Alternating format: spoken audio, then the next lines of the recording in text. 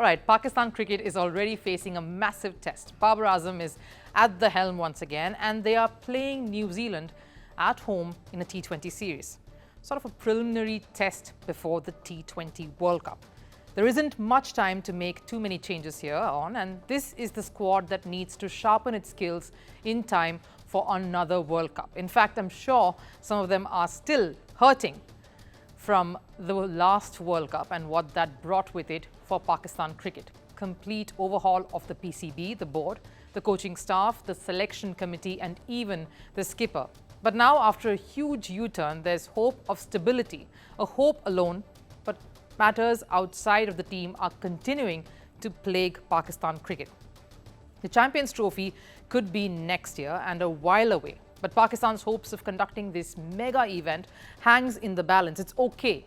It's very shaky ground right now, and it involves India. What do I mean? Any ICC event in Pakistan means India traveling to Pakistan. That means alarm bells, problem and backup plans. Pakistan may hope all they want.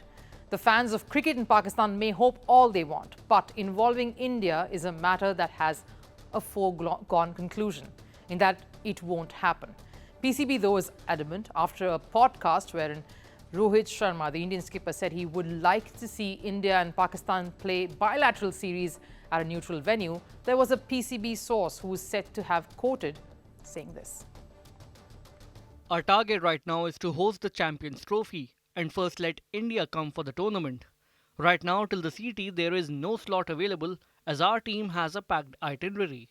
Once they come here first, then we can look at any proposal whenever it comes before us.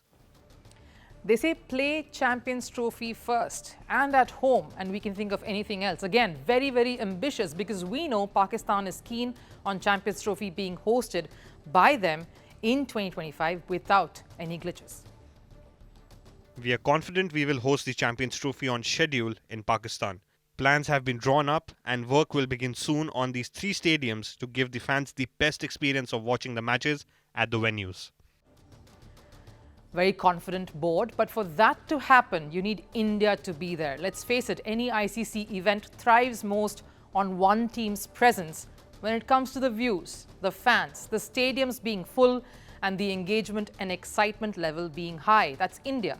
They have the most following, so that brings in the numbers, thanks to also the population and presence of Indian cricket fans all over the world. So that means India's presence is key to any ICC event taking off.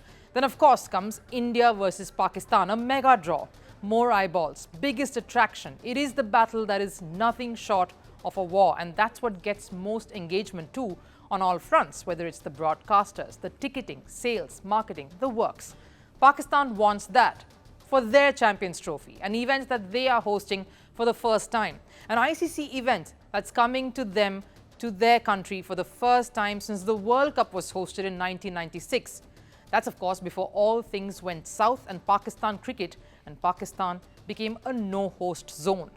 Even though things look like they are returning to normal, the political relationship between the two countries, India and Pakistan, when it comes to hosting bilaterals or even playing each other in Pakistan is not.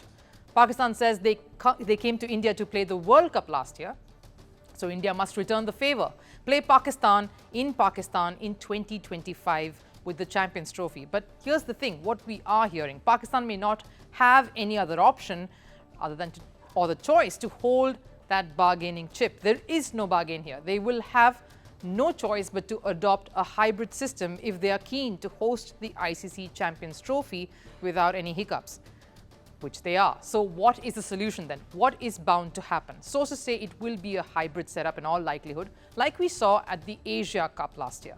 Pakistan can host matches of the Champions Trophy between, of course, 7 of the 8 teams, or whatever is feasible. India's matches, including the one against Pakistan, will have to take place at a neutral venue, mostly UAE, the country that always is willing to step in to help India out in hosting events and matches, whether it was the IPL some years back or the Women's T20 League before it became the WPL, or certain bilateral face-offs like we saw at the Asia Cup.